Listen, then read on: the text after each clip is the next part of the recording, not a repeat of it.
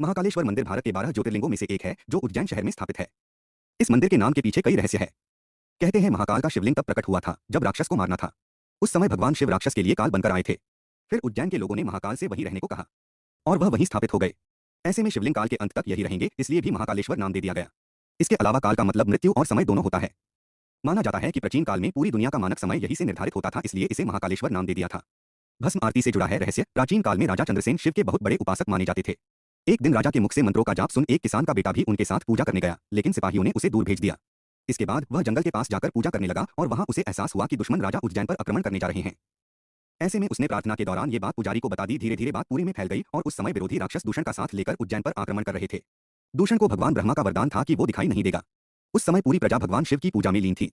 तभी अपने भक्तों की पुकार सुनकर महाकाल प्रकट हुए और दूषण का वध कर दिया। फिर उसकी राख से श्रृंगार किया, फिर विराजमान हो गए। तभी से भस्म आरती की परंपरा बन गई, जो आज तक चली